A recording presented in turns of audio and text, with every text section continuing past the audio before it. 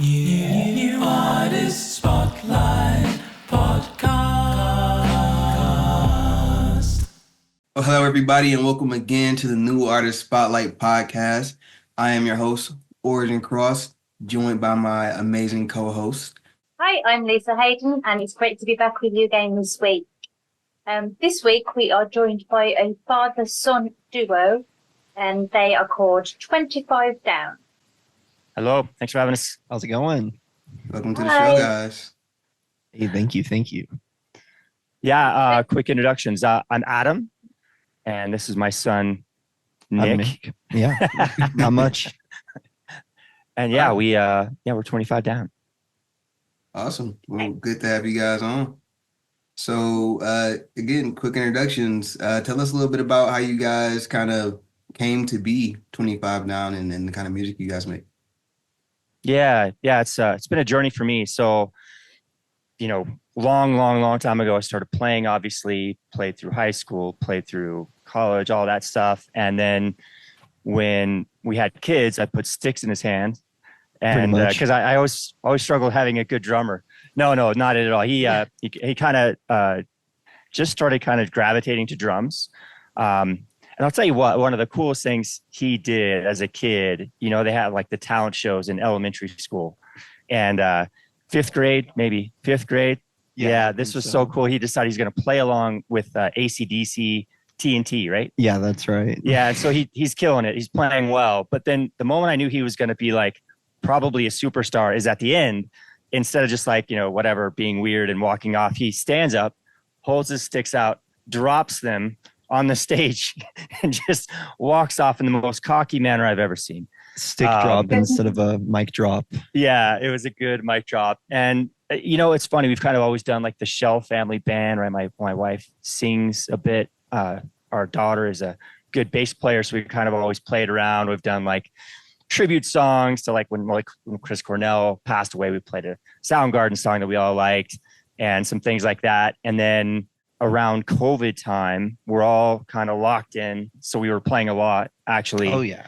And then another NAS artist, actually, Kevin Ozias, who's a great producer as well. And I played with him in previous bands. He started sending me tracks like, hey, I need guitar on this. And I was like, cool, I wrote this. You should play drums on it. And we're kicking these back and forth. And eventually we had, 8 songs. And so he's like, well, let's put something out there. So I said, that's great, but I'd love for my son to play at least on one of them. So the first album, we got him to play on this really cool remake of Rage Against the Machine song called How High. That's right. Yeah. Yeah, it was your first 25 Down debut. Yeah. And killed it.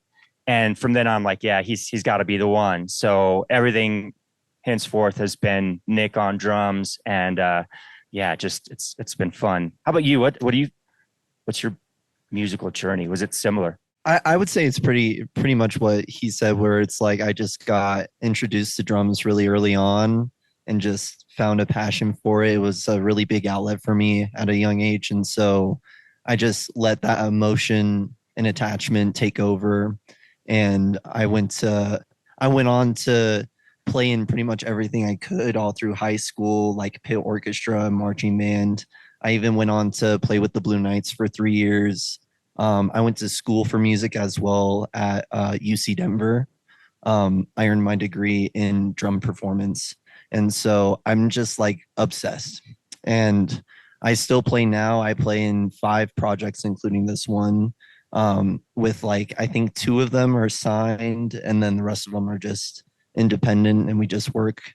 And that's all I'm about, is just like making art and just like getting in the room with people. That's what I enjoy. And so like when my dad came to me with this opportunity to reconnect with him after like the family band stuff during COVID and stuff, I couldn't say no. Absolutely not. And so I learned the music. He sent me a bunch of tracks. I had a bunch of ideas. He had a bunch of ideas. We got into the basement. Everything was recorded by us. He did all the engineering in the basement, mic'd up the drum kit and all that. And we got all the tracks done in one afternoon, I think. It was just... Yeah, it was a marathon day. Yeah, it was just... this last album, yeah. Just one day we kicked everything out, and then, I thought it turned out really good. I really like the creative process for this band, too. Yeah, it's fun. It's for me been the easiest. A lot of times you get into a band environment and everyone wants to kind of take control, and we're kind of not like that. It's like, how do we make it better together? And a break here, a fill here, a little change up, and it's been pretty fun and collaborative. So, and then we kick all our tracks over to before mentioned Kevin Ozias, and he does all his mastering and wizardry and comes up with some pretty cool stuff on his own. So yeah, that's kind of our story, I guess. Yeah. Awesome. So your music is kind of indie rock, metal. It's a combination of all my favorite genres, to be fair. So what inspired you? What bands have inspired the two of you from start to now? So in terms of like inspiration for this particular project, I would say a lot of my earlier listening was everything he listened to. So stuck in the car. Yeah. Road trips, listening to what I want to listen to. That's fair.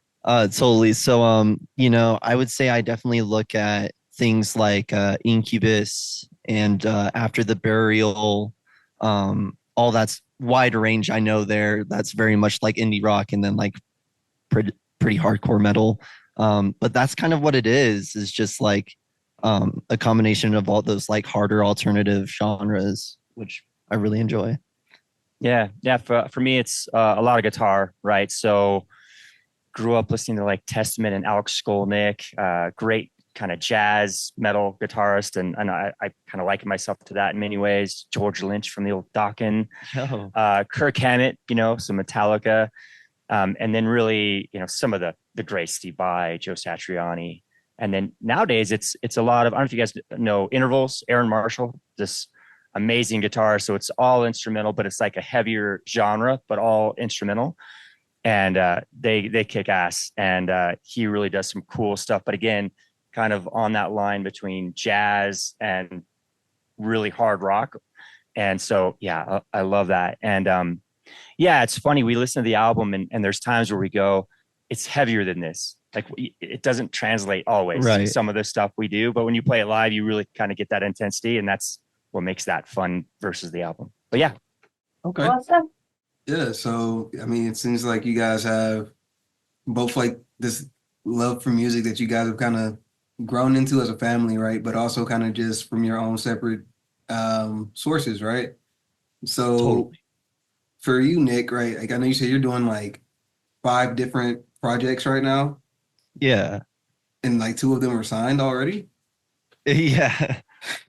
They're just like smaller labels and stuff like that. So like this is one of them. This is Meme World Records. We work with them with the group called Blackberry Crush, but they mainly help out with a lot of like PR and stuff like that, and it's been really cool working with them. We also do what with another group called Ojo de Luna, have worked with Vignette Artists, which is more of like a booking management company that helps us with like corporate gigs and office gigs and such like that.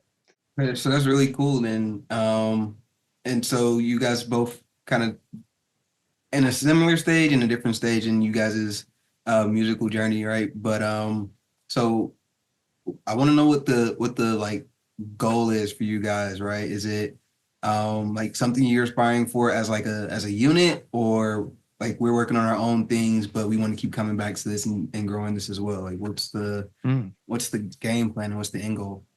I'm not sure we like ever talked about a goal for 25 Down.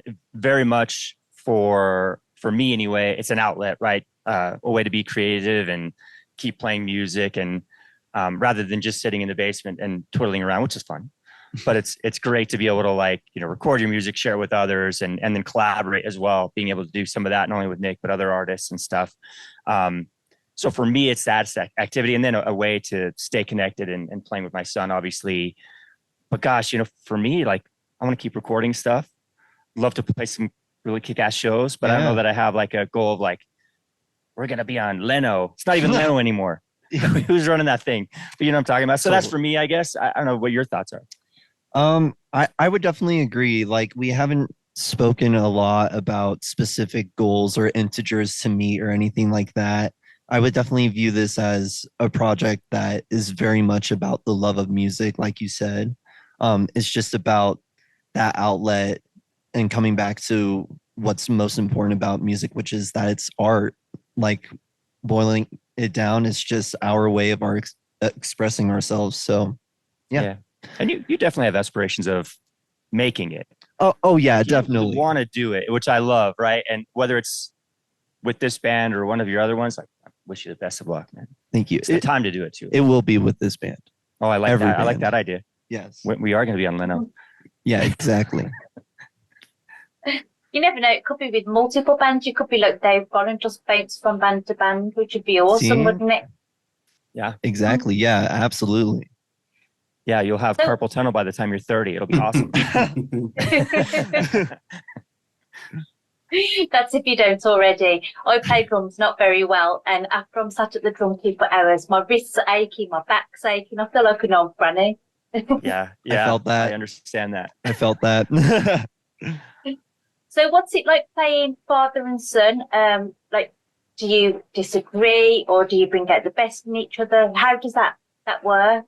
Yeah, well, I love it, right? Like, again, I kind of talked about it before, but I've played in a lot of bands over the years, and I always feels like there's like a force that isn't on board with that kind of your vision for a song, for instance, right? It's usually the bass player. I'm just gonna throw that out there. Oh, I love bass players, but damn, maybe I've just run into Is that a some shot really at tough your ones. daughter? no, for real. No. No, she's difficult to deal with just everywhere. We love her, but man, she's just like me, by the way. That's the problem. Sim, She's don't just watch like this. Sim, turn it off. Sim, turn it Yeah, off. exactly. No. That's all kidding aside. No, but it is very much pushing each other for sure. I like want to write something that he goes, this is hard. I want to do that. Like if I can make a professional musician like Nick go, I had to think about this one for a while and practice. That's a goal for me. Stretching myself as well, right? Like always trying to like get out of ruts. It's really easy, I think, as an artist to get in the same rut, right? I tend to fall into 5/4 a lot. So like trying to like come up with some other time signatures that are just equally as odd is fun. Keeps challenging you. That's, I guess, my thought, but it's been great. Totally. I agree. Like we had a version of this band where there were a couple of more people involved. And while that version of the group was still really fun to do and all of that, and no dissing or anything like that, my dad was the easiest person to work with in that band. Like, just because we've been playing together for so long, like longer than any other person I've maybe ever played with. So it just like naturally comes along, I think, where like I'm able to kind of take this back seat to start, but then I'm able to have the space to express my own vision and ideas. So it's like very complimentary because you seem to have an idea of what you want, and I really appreciate that. Well, and so maybe some background on typically how I deliver stuff to Nick. So I'll put a song together. I'll have like a basic drum track that I'll record, right? And it'll be like from a machine. But it's really more of a guideline to say this is like maybe a heavier, faster part. This is more chill or whatever. But I'm always impressed because you come and like what I was kind of really thinking about, which I can't show on the drum machine, you somehow pull out, and it really makes the song really a lot better, which is that's the fun part, right? Thank you. Yeah, of course. Oh, that's fantastic. So you kind of bring out the best in each other, don't you, in that respect? So I've got to be honest, when I was listening to your album, I felt like it was more of a live sort of album because of all the instrumentals. It just felt like I was there listening to it, which was awesome because I enjoy that kind of music. But usually the album and the live versions are two completely different, and you have to go see them live because you need that extra boost in the instrumentals, whereas you guys deliver that into the album straight away, which is awesome. Cool. Yeah, thank you. Yeah, I agree. There's definitely something lost between what you play live and then recording, right? Absolutely. And yeah. I get into the thing too because I'll record like solos, right? And I'll do like 5 versions of that solo, and eventually I'll go like, I like this one, right? But then you have to go back and learn that again because it'll be slightly different. If you want to try and do it the same when you play the next time or close, you have to remember. So it's that's been challenging for me. It's been fun though because like typically a lot of the bands I play in, it's just like almost jazz. It's like every solo is different. Yeah. But that's people kind of want to hear the same thing. Like when they go see you, they want to at least have a structure, I think. So but you're very much right. It changes between what we do live and what is on the album for sure. Yeah, and when you talk about live, right? So obviously you kind of have some history and some experience, right? Do you have any good stories from any of your past experiences, anything like that? Well, I've got a crazy night in San Francisco I can share. Should I tell them to San Francisco? I think you should. He wasn't. This is with another band, but it's easily the best touring story I have. So I played in a band actually with Kevin Ozias. I'm going to mention him 50 times. Every time I mention him, I get 50 cents. Yeah, I think so. I think I get royalties. Yeah. So anyway, with Kevin Ozias, and we're in San Francisco. We're like day 8 into a 14-day tour, 12 shows in 7 states. We're like rampaging across the western side of the country here. It's right off of Haight and Ashbury, which has some history. We're playing at this place. The name of the place escapes me, but we're set up. We're the opening band because we're from Colorado and nobody knows who we are, but we're just happy to be there playing. And we hear like this noise going on across the street. There's a CD shop, so we go over there, and there's this huge person, and he's got this guitar and he's playing. He's just absolutely shredding it, and he's doing the robot while he's like bouncing his guitar, and he's got a mask on and a chicken bucket on his head. So that's how I was introduced to Buckethead, which was crazy because it was just random across the street from this show. And that was awesome. And then we go back and we were actually playing with the Jim Martin band, which was the guitarist for Faith No More way back in the day. If you guys are familiar with Faith No More anyway, but, and they were good. They were good. And then the headlining band was, everybody was there to see them first off. And everybody was crazy in the crowd, like even for me, crazy. Right. And, they started off kind of like industrial metal, right? There's a bass player. There's no guitar. There's not a guitar on stage, but there's a lot of guitars coming from like pre-recorded stuff. And then there's a drummer who's just playing a snare drum and a cymbal, and he's just it's loud, right? Yeah. And then the lead singer guy is dressed in this weird leather thing. And long story short, he's going through the thing, and the whole time he's like, soon it's going to be time. And everybody's getting crazy. It's going to be time. It's going to be time. It's getting louder and louder. And then he disappears for a minute and he comes back out. And all of a sudden now the bass player's holding a bucket and the bass player's on the other side of the stage. And this guy projectile vomited, like no kidding, 10 feet into the bucket. It wasn't like roughly, it was into the bucket.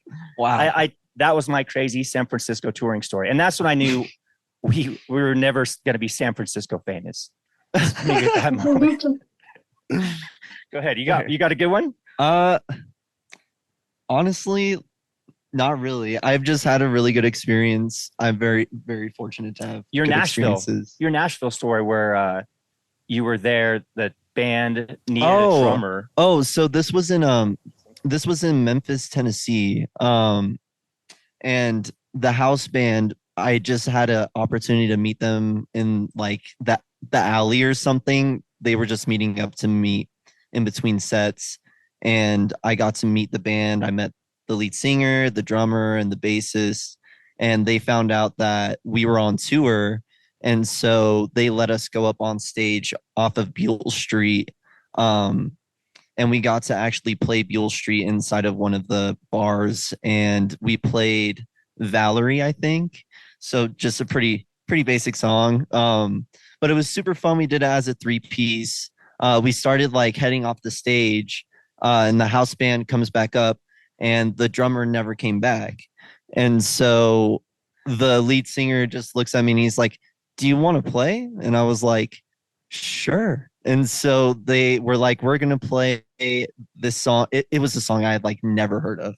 And so I was like, "Oh, it's a Jimi Hendrix tune." And so I was like, okay, I got to like do this justice. Like I got to play this right. And so I was like, just give me like 2 minutes. And so I like sat down with my phone and listened to it for 2 minutes, just a verse, chorus, saw if there was a bridge or anything. And then we went up and we played it. And afterwards, like the crowd was super responsive. They hyped me up like really well and stuff. And it went well. But I got off the stage and the bassist was like, that was the most interesting cover of that song that I've ever played. Thank you for that opportunity. And I was like, you're welcome. Oh, that's awesome. Good stuff. So, where does the name 25 Down actually come from? I'm going to earn my 50 cents here. Old. So Kevin Ozias and I used to play this band. And from the time we played last, and then the next time we played, 25 years had passed. That's how damn old I am. So yeah, so 25 years. So yeah, it was 25 down. It was kind of a comment of like how many years it had been since I had played live last, like in an organized band. So yeah. That's a long time. It's just like He said, You're not even 25 yet. Nope. It's nuts.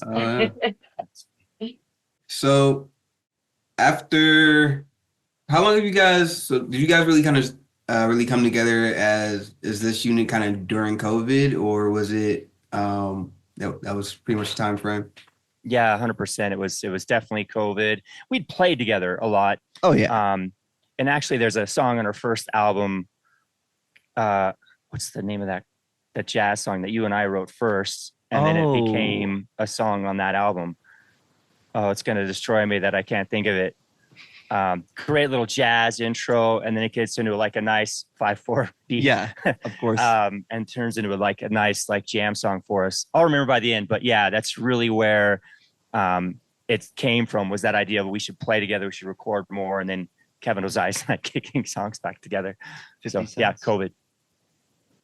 Got you. So without skipping ahead, if I had to ask one question right now, it would be like, who from the New Artist Spotlight community would you like for us to get on this podcast? I feel like I might know the answer. Yeah, go ahead. I think you have the same answer, right? Probably, but you go. Yeah, I think we kind of talked about this a little bit before, but like Icon Dark, Yeah, like those really, guys. really cool band, just really amazing vibes. It would just be really interesting to learn more about their process, you know? Yeah, I don't know if you guys are familiar, but like it's Halloween all the time in Icon Dark's world. I feel like, right? These cool dark beats and then like this really haunting kind of like instrumentation over the top of it. I don't know why, but it's just such a cool vibe. Every time I hear it or I see it, I'm like, volume's going up. So yeah, Icon Dark, I kind of enjoy. But there's so many good ones, like all the top 20, like Charles, that's an easy one, right? Like that song Until the End. But I'm sure he's been on this. Probably, right? Yeah. Yeah, I assume he has. was a few weeks ago. That's right. Mhm. That's right. Yeah, he's great. But yeah, it would be interesting to see what Icon Dark would have to say about their story. So yeah. 100%. Funny because I believe when he was on the show, Charles, he said like everybody's gonna remember that I just did this funny moment, and you're like, yeah, he's never been on. I have to be so my schedule's crazy. Yours is even crazier, and so we're trying to hit stuff London time, our time, and we just can't keep up with everything. But yeah, definitely fans of the show. But it's about you guys, and I know we're gonna listen to a track from you guys today, right? So what are we gonna take a listen to? Yeah, I'll talk about it and you can introduce it. Is that cool? Sure. Yeah. So the idea behind this song, by the way, and there's some confusion sometimes, like it sounds like we're very cocky with this song, but it's more about being so confident in a moment. You just know you're going to kill it, right? Being prepared, you have the knowledge, you have the skill, the strength, whatever it takes to accomplish this goal, this task. And it doesn't have to be something amazing.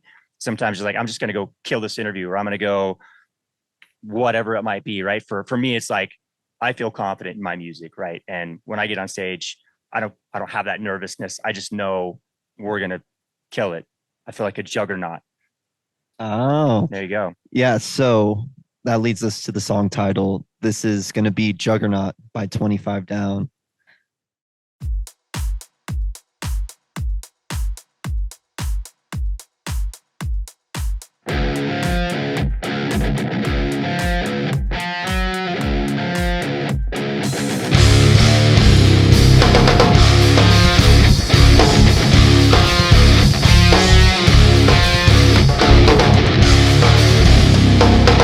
Calm and calculated, proactively accurate, never shaking, never reacting, always pressing to get what we're after, never taking, never retracting.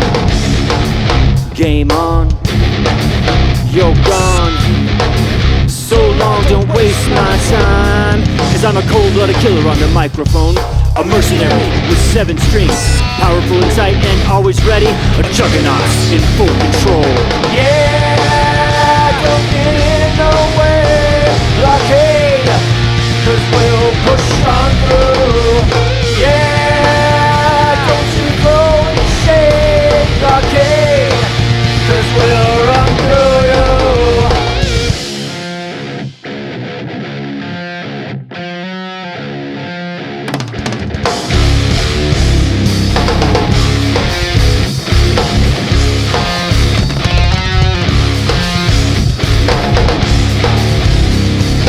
Keep you guessing as we lay shit down. Keep you nodding as your body approves. We're unrelenting and unforgiving.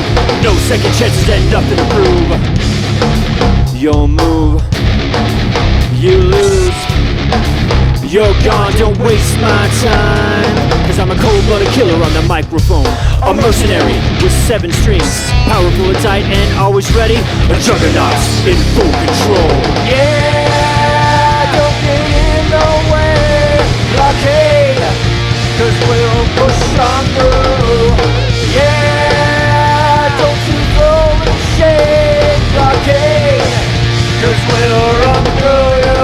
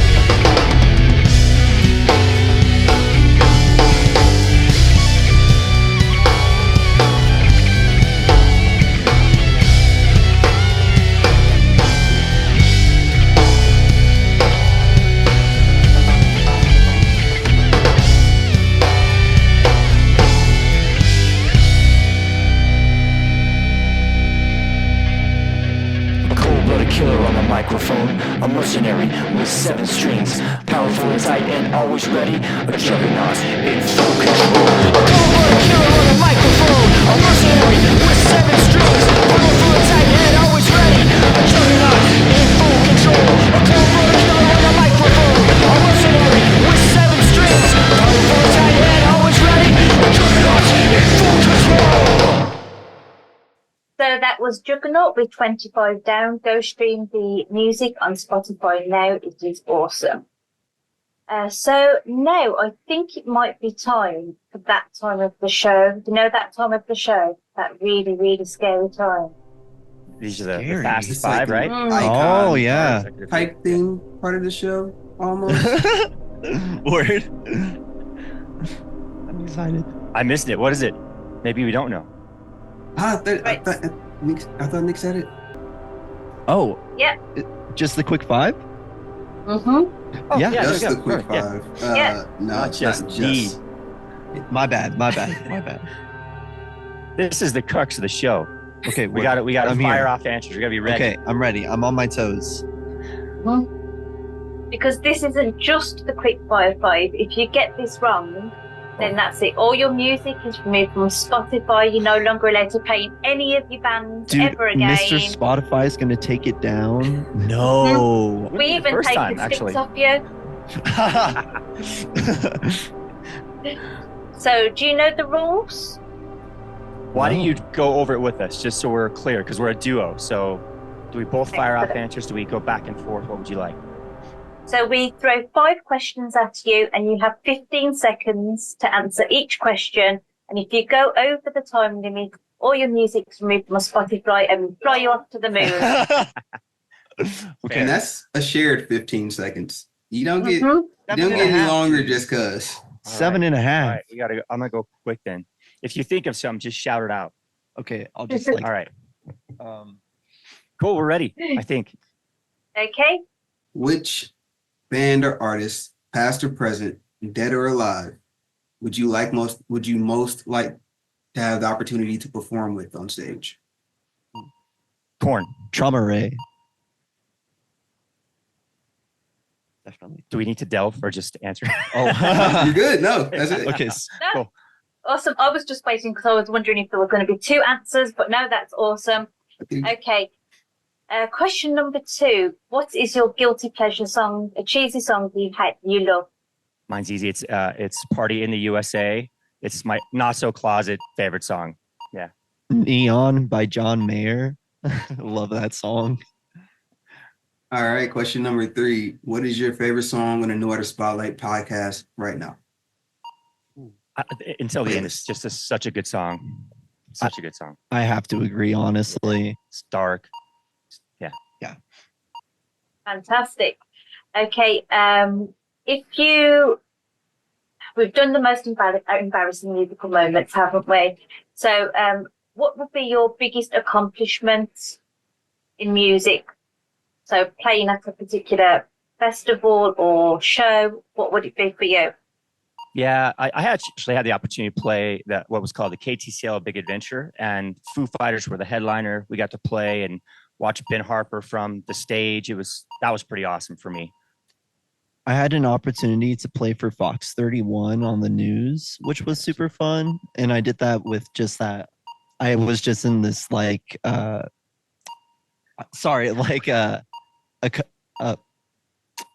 client band. So they just hired us for corporate events. Question number 5. What is the last concert you attended?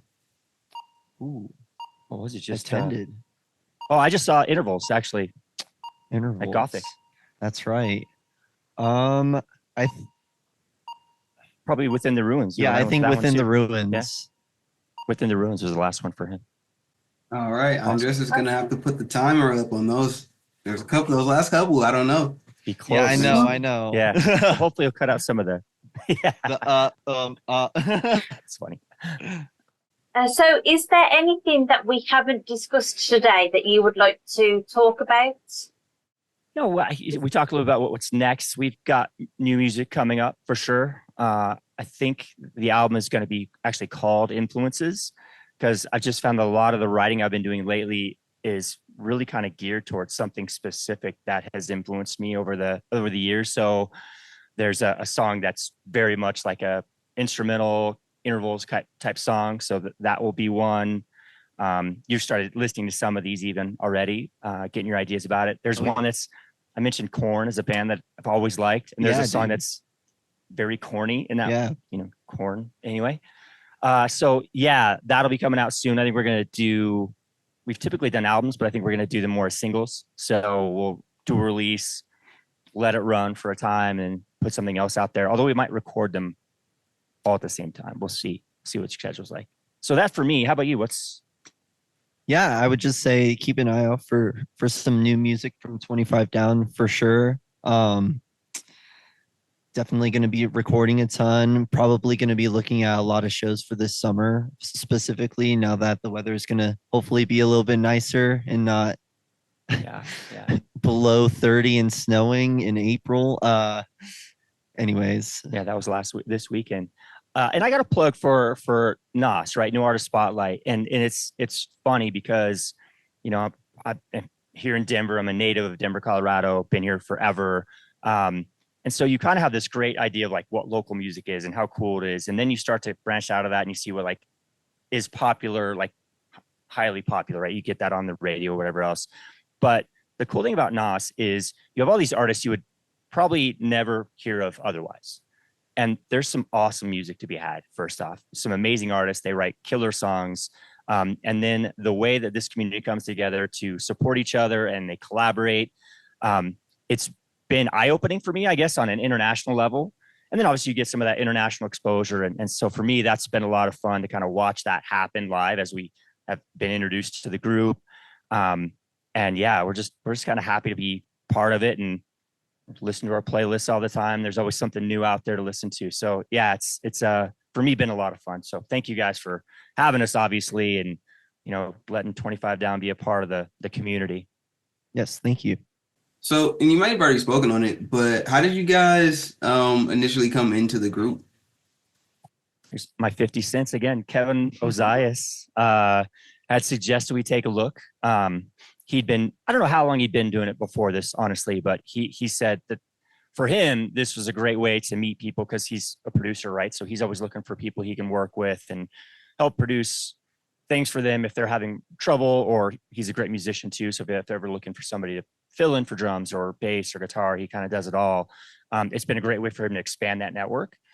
And I think that's why he originally got involved. And for us, it was kind of similar. He said, it's a great group of people. You should get involved.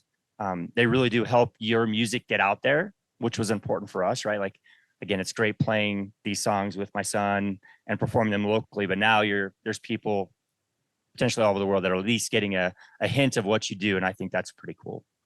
I agree. No, I couldn't agree more. So when was it that you joined? What year did you join? Wow. It's maybe been a year. Yeah, Maybe so. been a year. Maybe. Certainly not much longer than that. So it might have been, so we just moved. We moved into this house, and that's about the time I got introduced to it. So not even a year. July maybe of last year was kind of when we started getting involved. And it was, just like everybody kind of trying to learn how to interact with people. And then one day you realize, there's this top 20 thing I should be listening to and voting on every week. So you start doing that. And then there's this really cool podcast. You should start listening to that and checking that out. And then the different articles that Charles is writing or whatever. And so I feel like there's always kind of something new coming out, and trying to get involved and just engaging with as much as you can, which is tough.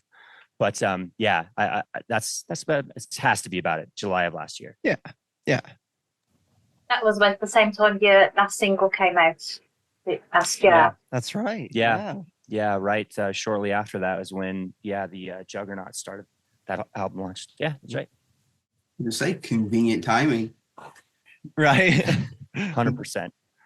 But no, we definitely want to thank you guys for coming on, spending some time with us. If you want to let everybody know where they can go and find you guys and keep up with everything you guys got going on.